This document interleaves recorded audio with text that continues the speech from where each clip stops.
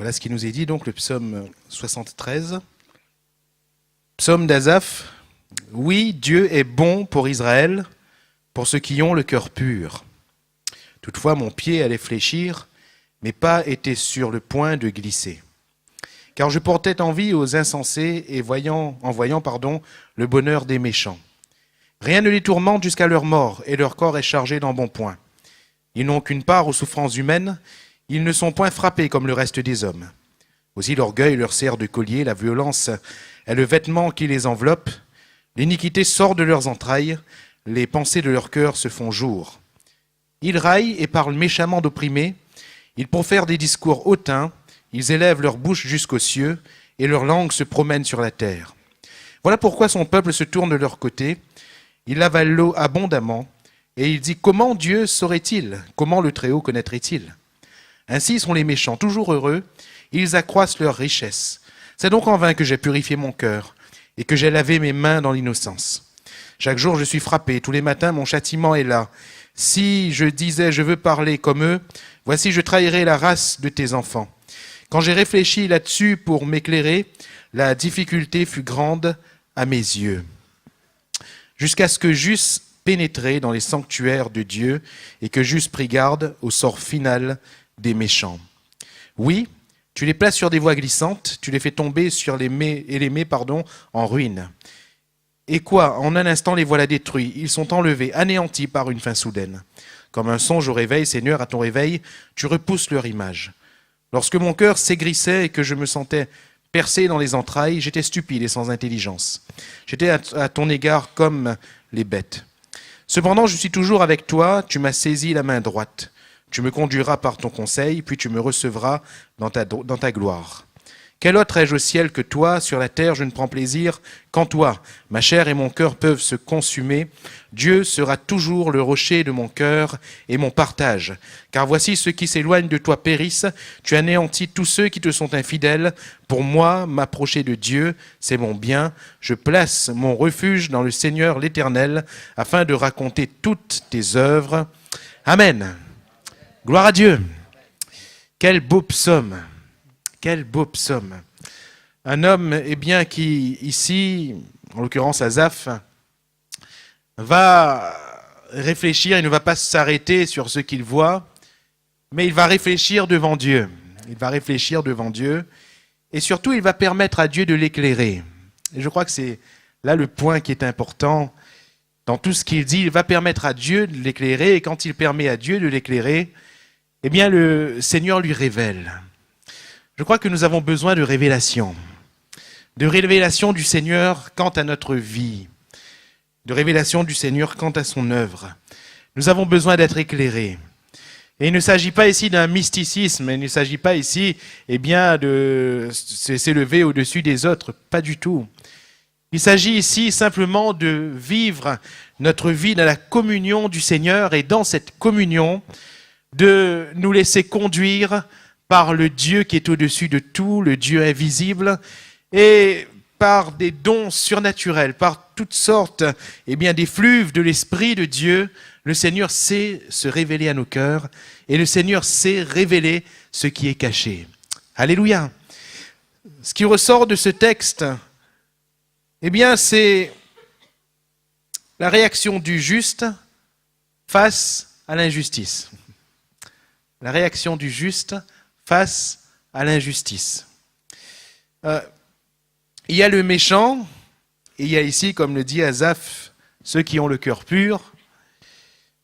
Mais comment doivent réagir ceux qui ont le cœur pur vis-à-vis des méchants? Ça va être là notre propos ce soir, vous savez. Et j'aimerais nous encourager mutuellement ce soir, parce que face à l'injustice, le Seigneur attendra toujours de nous le fruit. Parfois, on peut prendre l'injustice qui nous entoure, l'injustice qui nous arrive, ce qu'on appellerait, nous, injustice, comme des tremplins. Des tremplins pour nous laisser aller à telle ou à telle chose. Des tremplins pour abandonner le Seigneur. Des tremplins pour lâcher prise. Des tremplins pour faire ce qui est mal. C'est ce que dit Asaph ici. Mais le Seigneur nous apprendra toujours à rester enfants de Dieu, à rester avec un cœur pur, même entouré d'injustice. Alléluia. Et je crois que c'est le défi de l'enfant de Dieu aujourd'hui. Nous vivons dans un monde d'injustice. Nous vivons au milieu de l'injustice. Mais comment rester juste? Comment rester pur au milieu de toute la boue? Comment rester enfant de Dieu au milieu de tout un monde païen? Eh bien, la Bible nous dit, garde ton cœur plus que toute autre chose, car de lui viennent les sources de la vie. Et avant d'entrer pleinement dans ce texte, le verset 1er nous parle.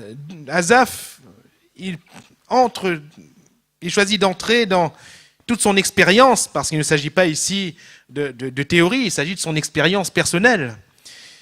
En déclarant ceci, oui, Dieu est bon pour Israël, pour ceux qui ont le cœur pur.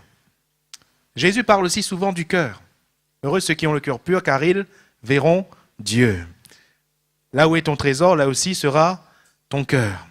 Tout est question de cœur. Et laissez-moi vous dire qu'avec Dieu, avant les actes sont importants. Avant les paroles sont importantes. Avant notre témoignage, le témoignage est important. Devant Dieu, il y a le cœur. Et Dieu regardera toujours au cœur. Dieu regardera toujours au cœur. Ceux qui ont le cœur pur. Et ce qu'il y a de plus important pour nous en tant qu'enfants de Dieu, c'est de préserver notre cœur de la pureté que Dieu nous a donnée. Alléluia. Voilà le défi. Voilà le défi. Comment le faire?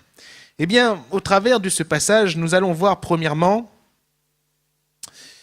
le méchant, l'injuste, celui qui vit selon lui-même, ce qui le caractérise. Pourquoi est-ce que nous allons le voir? C'est peut-être le moins intéressant, allez-vous me dire, mais c'est surtout pour nous mettre en garde, afin que nous n'allions pas dans ses voies. Surtout pour une mise en garde envers chacun de nous, afin qu'on fasse un examen devant Dieu, une autocritique, et comme David, de dire, Seigneur, vois si je suis sur une mauvaise voie, et mets-moi sur la voie de l'éternité. Alléluia. Deuxièmement, nous verrons quelle est la vision humaine. Parce qu'Asaph, à la base, il a une vision très humaine. À la base, très humaine. Heureusement qu'il ne s'y arrête pas. Et puis, nous voyons ce que Dieu lui révèle. Ce que Dieu lui révèle. Le sort du méchant. Ce que Dieu lui révèle. Ce qui est caché, eh bien, au départ, mais ce qui attend le méchant. Et nous voyons également le sort du juste. La bénédiction du juste, qui n'est pas humaine. Certes, humainement parlant, sur un plan terrestre, nous sommes bénis, oui, le juste est béni. Mais la bénédiction que Dieu nous donne dépasse de loin ce que nous voyons. La bénédiction que Dieu nous donne dépasse de loin l'argent, l'or, le matériel, dépasse de loin les affinités et les affections humaines. Non, la bénédiction que Dieu nous donne est spirituelle. Dieu nous donne une bénédiction qui remplit notre cœur, qui remplit notre âme et qui nous fait vivre dans un bonheur parfait. Alléluia, la vie éternelle. Voyons donc premièrement ce qui concerne le méchant. Comment est-ce qu'il est caractérisé? Asaph, il va dire, il va porter donc ses regards sur le méchant. Verset 3, car je portais envie aux insensés, ça nous le verrons tout à l'heure, en voyant le bonheur des méchants. C'est bizarre comme expression. Le bonheur des méchants. Ça sonne faux. Ça sonne faux déjà. Est-ce qu'un méchant, il est heureux? Écoutez Asaph, on dirait que oui. On dirait que oui. Il décrit ce qui caractérise ici le méchant. Au verset 6, l'orgueil leur sert de collier, va-t-il dire. Qu'est-ce qui caractérise celui qui est méchant? C'est l'orgueil. C'est l'orgueil. Et vous voyez que être méchant, on a tordu un peu le sens de ce mot. Bibliquement parlant, être méchant, ce n'est pas obligatoirement se mettre en colère, ce n'est pas obligatoirement taper les autres.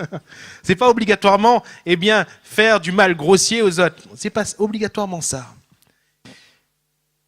Être méchant, et nous allons le voir, si je dois résumer, être méchant, c'est être contre Dieu. C'est être contre Dieu. C'est savoir qu'on désobéit à Dieu et y persister. Voilà ce qu'est un méchant. On voit qu'ici, l'orgueil leur sert de collier, c'est-à-dire que c'est vu, c'est visible. Un collier. Un collier.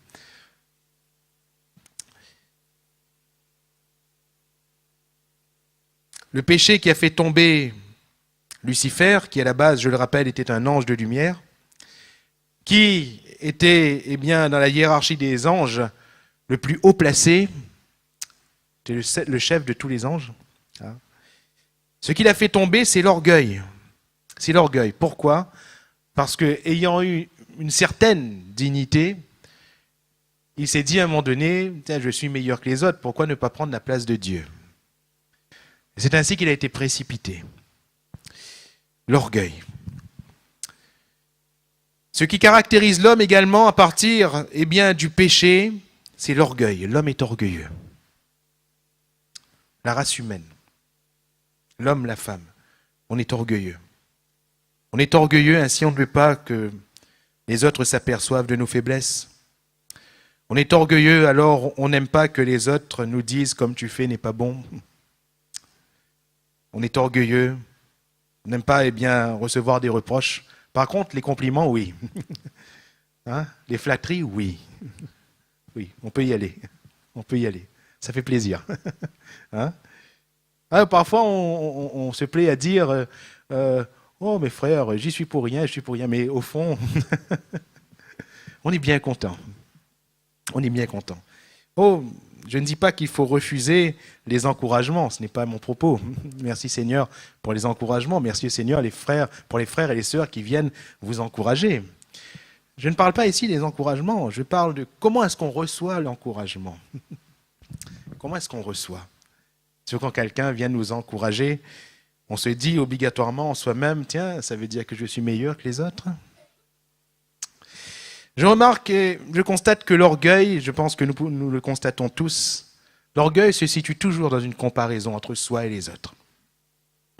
Ce lévite, non pas un lévite, alors je me replonge dans le texte, alors il y avait un publicain et un pharisien, voilà. Ils montent au temple, ils vont prier. Vous avez remarqué la différence entre les deux prières ? Le publicain, il regarde même pas au ciel, la Bible nous dit, il regarde par terre et il dit « je ne suis pas digne ». Je suis un misérable, je ne suis pas digne. Quand il prie, il n'y a que lui et Dieu. Le pharisien, vous avez remarqué ? Je suis meilleur que les autres. Je te rends gloire de ce que je ne suis pas comme lui, là. Je ne suis pas comme lui, je ne suis pas comme les autres. Moi, je donne ma dîme. Mais garde-la ta dîme, mon pauvre. Garde-la si c'est pour donner comme ça. Moi, je donne ma dîme. Moi, je fais des jeûnes, mais garde ton jeûne si c'est pour faire comme ça. Je suis meilleur que les autres. Et surtout, je ne suis pas comme ce publicain. La Bible nous dit qu'au sortir de ce moment de prière, parce que, vous savez, du moment de prière, on va tous en sortir. Le publicain a été justifié. Et le pharisien, lui, n'a rien reçu. Il n'a rien reçu. L'orgueil. Qu'est-ce qui nous caractérise ? Voilà ce qui caractérise le méchant. C'est l'orgueil. Et si l'orgueil se trouve dans notre cœur, mes frères et mes sœurs, nous sommes déjà rejetés de Dieu. Déjà. La Bible nous dit que Dieu hait les orgueilleux. Il repousse l'orgueilleux, mais il fait grâce aux humbles. Alléluia. Qu'est-ce qui doit se trouver donc à contrario de notre cœur ? L'humilité. L'humilité précède la gloire, l'orgueil précède la chute. L'humilité. On doit rester humble. Et l'humilité nous fait regarder toujours les autres comme étant supérieurs à nous. Alléluia. Toujours. S'il y a une comparaison à faire entre moi et les autres, eh bien l'humilité va me faire dire l'autre il est meilleur que moi. Même si je vois l'autre dans un défaut, dans un péché, ça ne veut pas dire que j'occulte son péché, pas du tout. Il faut que j'aille le voir et j'aille lui dire, frère, je t'ai vu, tu as péché. Tu as mal agi. C'est ce que Jésus nous apprend à faire. On n'occulte pas. Cependant, il ne s'agit pas pour moi de lui jeter la pierre. Il ne s'agit pas pour moi de dire, quand même, je suis meilleur que lui. Non, ça c'est de l'orgueil. Peut-être que sur un tableau, il a faux, mais sur tout le reste, il a bon. Et toi ?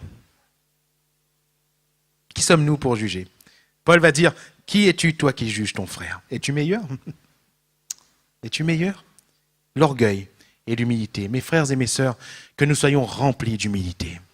Et si ce soir, quelqu'un, en examinant son cœur, trouverait un peu d'orgueil, chasse cet orgueil. Au nom de Jésus, repousse cet orgueil. Laisse le Seigneur venir. Tu sais ce que le Seigneur il va faire avec ton orgueil? Il va le briser. J'ai vu que le Seigneur ne joue pas avec l'orgueil dans la vie des hommes. Il brise l'orgueil. Ne croyez pas qu'il va faire les choses en douceur. Non, il brise notre orgueil. Plaise à Dieu que cela se fasse entre nous et lui. Qu'il le fasse dans notre intimité.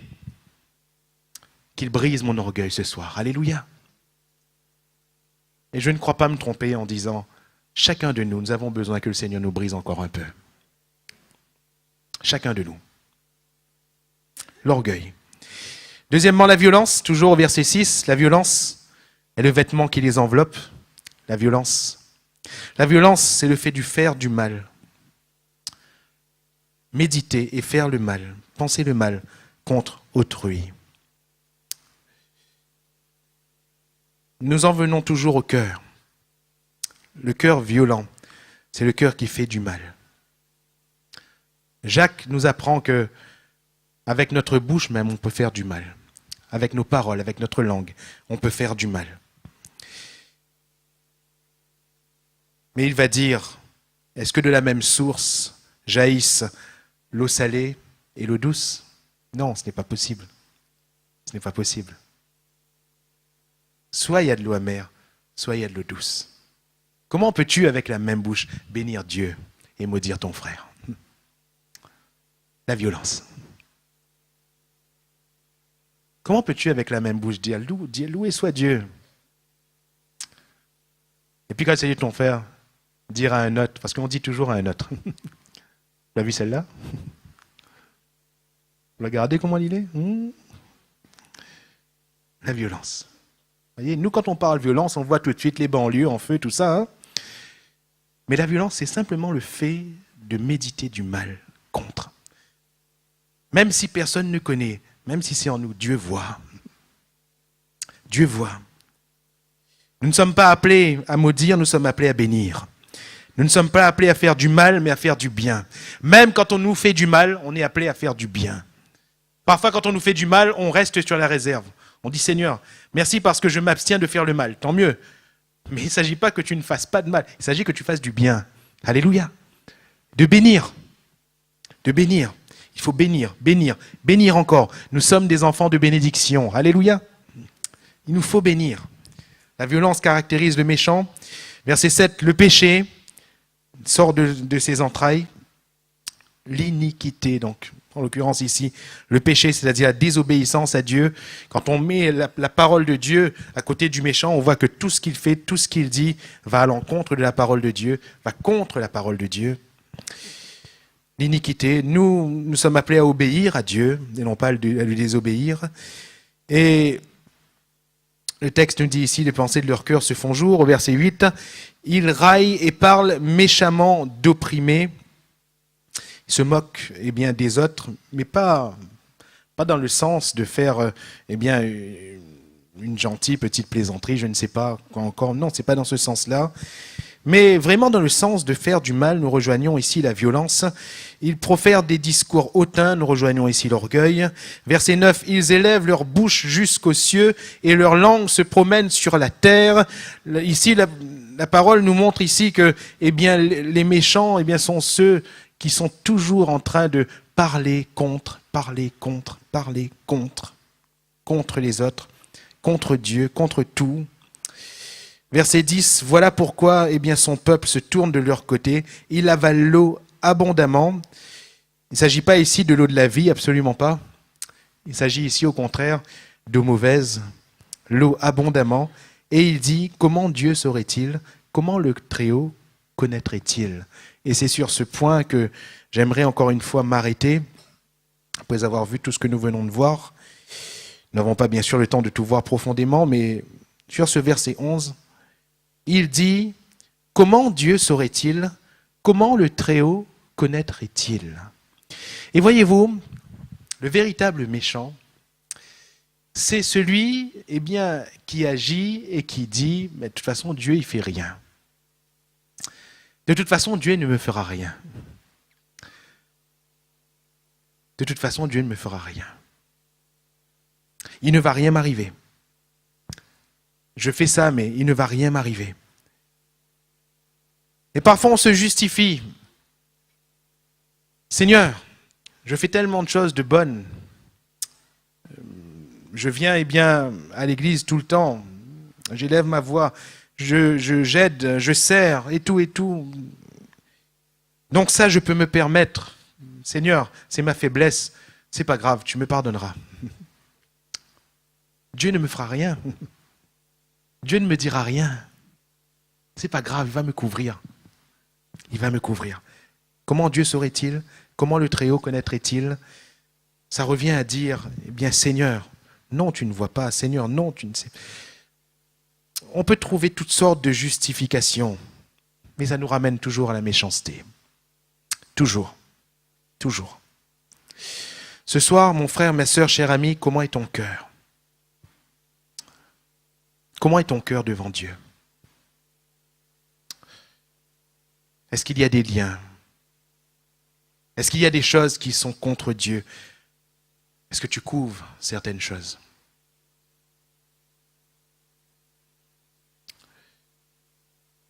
Le Seigneur, je crois que si, nous trouvons quelques points communs avec ce que nous venons de lire, le Seigneur nous appelle à la repentance. Il y a une repentance profonde. Le Seigneur nous appelle à un brisement, à ce qu'on s'abaisse devant lui en disant « Seigneur, viens à mon aide ».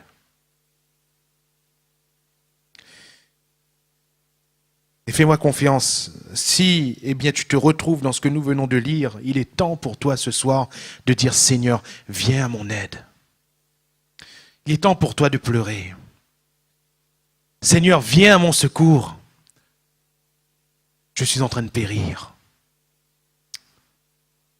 Un peu de levain fait lever toute la pâte. Un peu de méchanceté perd toute notre vie, toute notre vie. Le Seigneur ne compte pas les points, comme je le dis souvent.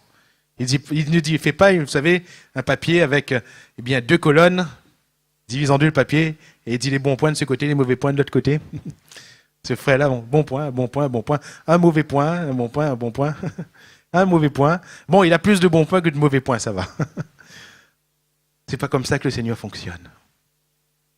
Un peu de levain fait lever toute la pâte. Un peu de levain. Il est temps pour nous de revenir à Dieu. Alléluia. De considérer notre cœur, de considérer notre vie et de dire « Seigneur, délivre-moi de la méchanceté. Délivre-moi de mon cœur pécheur, de mon cœur méchant. Délivre-moi. Délivre-moi. » Il y a la méchanceté telle qu'elle est, et il y a la vision humaine de la méchanceté. Comment est-ce qu'Asaph voyait les méchants? Regardez au verset 4. « Rien ne les tourmente jusqu'à leur mort, et leur corps est chargé d'embonpoint. Ils n'ont aucune part aux souffrances humaines. Ils ne sont point frappés comme le reste des hommes. » En voyant un tel tableau, on se dit, c'est normal que Asaph ait envie de les ressembler. On descend un peu plus bas, verset 12. « Ainsi sont les méchants toujours heureux, ils accroissent leur richesse. » Waouh! Seigneur, j'ai envie d'être comme ça. J'ai envie d'être comme ça. Je pense que Asaph, au moment où il observait les choses, il était en train de se poser la question, qui était vraiment méchant? Seigneur, moi je souffre, eux ils sont heureux. Qui était vraiment méchant? Qui était vraiment méchant? Mes frères et mes sœurs, quelle vision avons-nous sur ce qui peut nous entourer? Quelle vision avons-nous de l'injustice? Il y a des chrétiens qui, dans l'église, sont bien, il n'y a pas de problème, de bons serviteurs, de bons frères, de bonnes sœurs, mais dans leur travail, ils se permettent de faire quelque injustice. Et qu'est-ce qu'ils disent? Ben frère, ça se fait comme ça. C'est comme ça que fonctionne le travail, frère, je ne peux pas faire autrement. On est chef d'entreprise, on se permet quelque injustice et on se dit que c'est comme ça que ça va fonctionner. On est ouvrier, on se permet de l'injustice, on dit que c'est comme ça que ça va fonctionner. On triche. Et on dit que c'est comme ça que ça va fonctionner. Quel est notre regard sur l'injustice? Nous, chrétiens, ne devons-nous pas faire la différence? Alors bien sûr, on est chrétien, on appartient à Dieu, on sert le Seigneur. Parfois, quand on regarde ceux qui adorent les idoles, on dit, bien, ils sont plus riches que moi. Quand on regarde ceux qui vivent d'injustice, on dit, ils réussissent mieux que moi. Ils ont plus d'argent, plus de maisons, plus de voitures, plus de moyens, plus de femmes. Non, mais ça, il ne faut pas désirer ça. Ils ont plus de ceci, plus de cela. Je me souviens, avant d'entrer dans le ministère, j'ai travaillé dans un lycée à Saint-Denis. Et il y avait des classes selon les options, en seconde, selon les options qu'avaient choisies les élèves. Et il y avait une classe tout particulièrement qui avait une option, je ne vais pas la citer parce que nous sommes filmés. Et dans cette classe, il y avait donc des enfants de Monsieur 2, de Madame 2. Il n'y a pas de problème à ça. Hein. Et je voyais qu'ils ne travaillaient pas. Et en bon enseignant, on dit, mais fais ton travail. Si tu ne travailles pas, qu'est-ce que tu vas faire plus tard? Qu'est-ce que tu vas faire plus tard? Vous savez ce qu'ils m'ont répondu? Un porte-parole m'a répondu pour tous les restes. Il m'a dit, monsieur, mon papa l'a argent nana. S'il veut, il gagne racheter le lycée avec le bon professeur avec. Il dit, rachète ça comme ou achète un bouteille de coca. Je suis resté là, j'ai dit, waouh. Seigneur, ce sont des païens. Ce sont des adorateurs d'idoles. Leur corps est chargé d'embonpoint. Rien ne les tourmente. Rien ne les tourmente. C'est la vision d'Asaph. Et parfois, c'est notre vision qui nous amène à avoir parfois envie de faire comme, qui nous amène parfois à quitter notre chrétienté, même parfois pour un instant. Dis Seigneur, bouge pas, je reviens. Je reviens, bouge pas.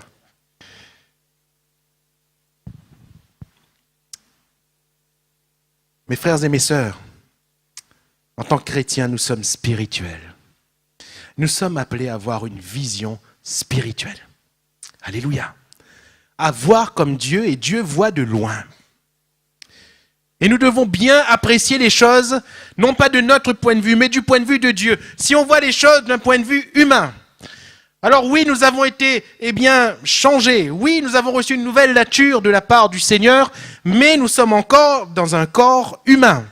Nous sommes encore avec notre chair. Et il y a un combat.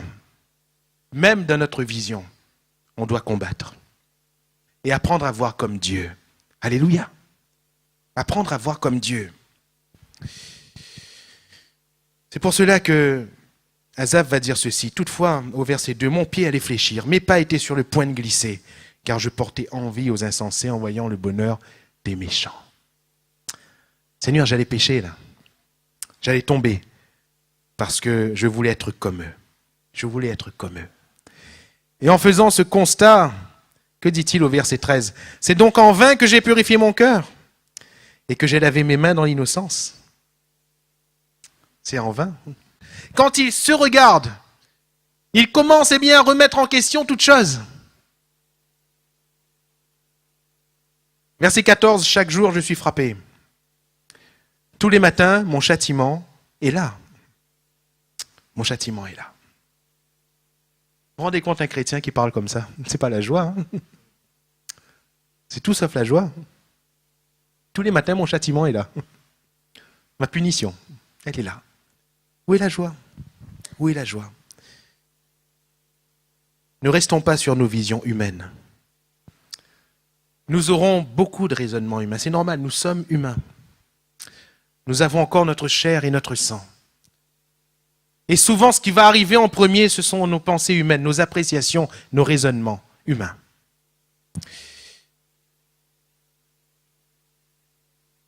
Heureusement qu'Asaph n'est pas resté là-dessus.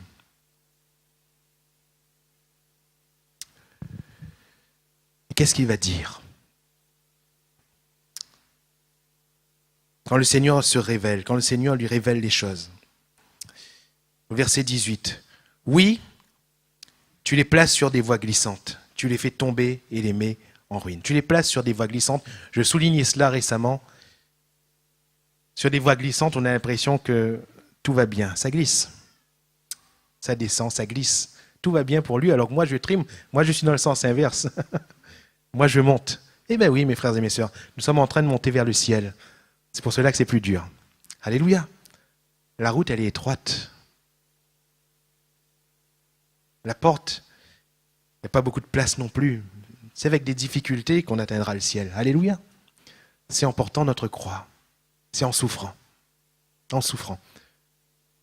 Mon frère, ma sœur, as-tu accepté de souffrir? Ou est-ce que par l'iniquité, tu as balayé la souffrance? Disons, c'est pas normal qu'un enfant de Dieu il souffre alors que celui qui ne sert pas Dieu, lui, il est tranquille. Sous un certain aspect, oui. Sous un aspect humain, oui. Oui. Mais le Seigneur nous a appris à accepter la souffrance. Le Seigneur a appris à accepter notre condition. Paul, il en est arrivé à dire, j'ai appris à être heureux dans l'état où je me trouve. Alléluia. Il n'a pas dit je suis, il a dit j'ai appris. J'ai appris. Et le Seigneur veut nous apprendre. Tu les places sur des voies glissantes. Et c'est quoi la finalité? Tu les fais tomber et les mets en ruine. Alléluia. Le Seigneur sera toujours là pour la rétribution. Le Seigneur sera toujours là pour la récompense à ses enfants et pour le châtiment aux méchants. Alléluia. Là-dessus, nous n'avons pas à nous en faire. Parfois, on voudrait tellement faire la police, pas vrai? On voudrait tellement faire la police. Ou bien parfois, on voudrait tellement que le pasteur soit le flic. Hein? Le pasteur ne dit pas rien, non. Dommage, le pasteur n'a pas fait rien.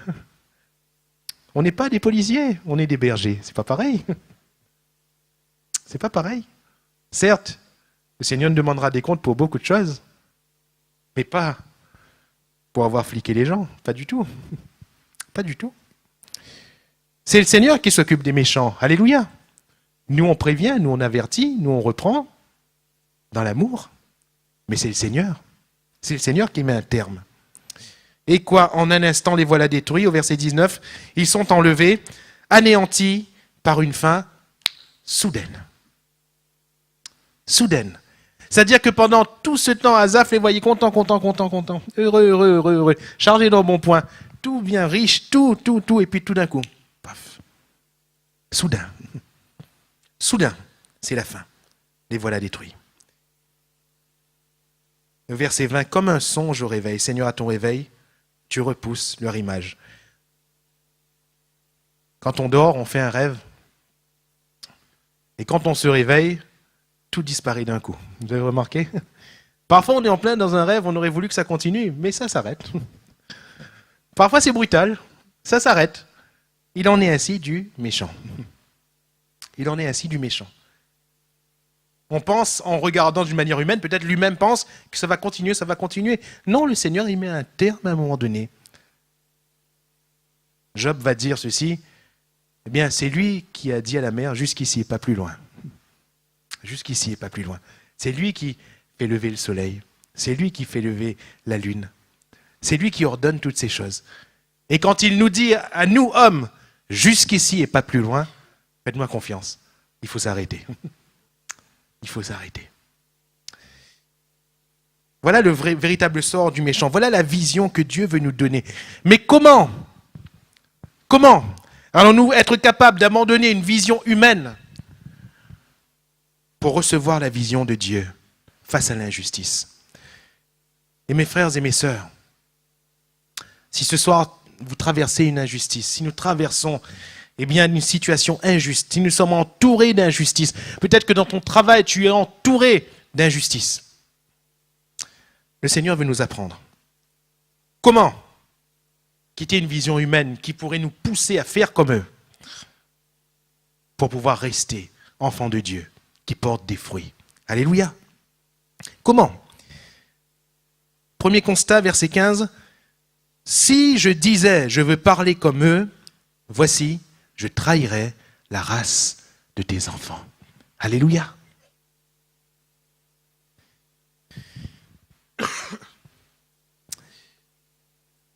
Ce qui va, amener un petit déclenchement chez Asaph, c'est qu'à un moment donné, il se dit, je vais parler comme eux, je vais faire comme eux. Je vais faire comme eux. Mais il se sentait mal à l'aise de le faire. Il se sentait mal à l'aise. Pourquoi? Parce que lui n'est pas comme les méchants. Lui, c'est un juste. Alléluia. Et mes frères et mes sœurs, nous ne sommes pas des païens. Nous sommes enfants de Dieu. Nous sommes enfants de Dieu. Et nous devons garder cette identité. Le péché va commencer quand nous allons abandonner cette identité. Quand nous allons tuer notre conscience. Asaph, malgré tout son constat, il voit les méchants, ils sont toujours heureux, ils sont toujours bénis. Pourtant, ils font le mal, pourtant, ils ont l'orgueil, etc., etc. Et il commence à se dire, c'est donc en vain que j'ai fait comme j'ai fait. C'est donc en vain que je suis juste. Et puis, tout d'un coup, il dit, je vais faire comme eux. Mais sa conscience le reprend. Pourquoi? Sa conscience est éveillée. Lui, il n'est pas comme les autres. Il est serviteur de Dieu. Asaph fait partie de ceux qui sont consacrés à la maison de l'Éternel et qui ont reçu l'onction. Nous avons reçu l'onction du Saint-Esprit pour nous révéler la vision de Dieu. Et que se passe-t-il lorsque nous nous apprêtons à faire le mal? Le Saint-Esprit nous convainc. Alléluia. Le Saint-Esprit nous convainc en disant, je me sens mal. Maintenant, quand tu te sens mal, mon frère, ma sœur, tu as le choix. Parce que le choix, c'est toujours toi qui l'as. Dieu ne force à rien. Le Saint-Esprit, il allume les warnings, les feux de détresse. Mais c'est toi qui décides d'avancer ou de t'arrêter. Mais qu'est-ce qui se passe si nous décidons quand même d'y aller? Alors que le Saint-Esprit nous a repris en disant, mais si tu fais comme lui, tu vas trahir ta race. Tu vas trahir ton identité. Si nous y allons quand même, qu'est-ce qui va se passer? Nous allons commencer à tuer notre conscience. Nous allons commencer à tuer notre bonne conscience. Nous allons commencer, à faire taire l'esprit en nous, à l'attrister, pour finir par le faire partir. Parce que le Saint-Esprit ne reste pas dans un cœur qui court vers le péché. Qu'est-ce qu'il faut faire premièrement pour avoir la bonne vision? Écoutez la voix de l'onction de Dieu. Alléluia. Ce n'est pas hasard. Nous avons reçu cette voix. Nous avons reçu l'Esprit de Dieu. Tout d'un coup, Asaph, pourtant il a commencé à se diminuer et à voir les autres comme étant, les méchants comme étant au-dessus de lui. Il a commencé à se dire, je vais faire comme eux. Je vais dire comme eux. Je vais parler comme eux. Mais non, je ne peux pas faire ça. Je trahirai la race de tes enfants. Alléluia. Qu'est-ce que le Saint-Esprit est en train de te dire? Est-ce qu'il y a des warnings qui sont allumés dans ton cœur? Si c'est le cas, fais marche arrière. Fais marche arrière. Parfois, notre orgueil nous empêche de faire marche arrière. On dirait que quand on fait marche arrière, on régresse. Pas vrai? Parfois, on dirait que si on s'arrête, on rebouche chemin. On ne veut pas reconnaître qu'on a pris finalement la mauvaise décision. Un pasteur disait un jour, quand on regarde au pommeau de vitesse, sur le boîtier, dans la voiture, sur le levier, il y a le 1, il y a le 2, il y a le 3, il y a le 4, il y a le 5. Aujourd'hui, il y a aussi le 6, économique. Et puis, il y a le R. Le R. Sur la voiture, il y a aussi la marche arrière. Vous avez remarqué? Et parfois, ça fait du bien de reculer. Si on arrive, paf, et qu'il y a un ravin, ça fait du bien de reculer. Quand on arrive, qu'on a besoin de bien se garer, ça fait du bien de reculer. Mes frères et mes sœurs, n'ayons pas peur de reculer. Asaph, il a dû reculer. Heureusement qu'il a reculé. Alléluia. Heureusement qu'il a reculé. Heureusement. Deuxièmement, verset 16, il dit, quand j'ai réfléchi là-dessus, pour m'éclairer, la difficulté fut grande à mes yeux. Il se sent repris en lui-même. Il dit, mais si je fais ça, ça ne va pas aller. Alors il se dit, mais comment ça se fait? Pourtant, le constat est là. Je me sens mal de le faire. Comment ça se fait? Vous savez, parfois, quand on réfléchit d'une manière humaine, c'est difficile. C'est difficile. Quand on réfléchit avec notre propre intelligence, c'est difficile. Qu'est-ce qu'il faut faire? Verset 17. Voilà la deuxième chose qu'il faut faire pour que Dieu nous révèle ses pensées. Jusqu'à ce que j'eusse pénétré dans les sanctuaires de Dieu. Et que j'eusse pris garde au sort final des méchants. Pourtant, il avait déjà vu le sort final des méchants. Mais là, dans son raisonnement, il n'y pensait même plus. Il ne voyait que leur richesse. Il ne voyait que leur bonheur et que leur réussite. Mais quand il pénètre dans les sanctuaires de Dieu, alors tout devient clair. Alléluia. Voilà le cœur. Les sanctuaires de Dieu, c'est quoi? Oh, Asaph, il est entré dans le temple, mais il ne parle pas du temple ici. À mon sens, peut-être qu'il est allé, oui, au temple. Et peut-être qu'en étant dans le temple, oui, il a reçu quelques révélations, où le Seigneur a éclairé son cœur, le Seigneur a parlé à son cœur, peut-être. Ici, les sanctuaires désignent avant tout l'intimité de Dieu. La mise à part. La mise à part. Mon frère, ma sœur, pour ne pas être absorbé par le mal que tu traverses, par l'injustice qui t'entoure, pour ne pas te laisser aller toi-même à faire ce qu'il ne faut pas faire, mets-toi à part. Alléluia. Entre dans les sanctuaires de Dieu. Entre dans l'intimité de Dieu. On appelle cela la prière. Alléluia. Entre en prière devant Dieu. Et dis, Seigneur, je suis là devant toi. Maintenant, révèle-moi. Maintenant, montre-moi. Et quand on dit au Seigneur, révèle-moi, montre-moi, ce sont des prières que le Seigneur exauce. Faites-moi confiance. Ce sont des prières que le Seigneur exauce.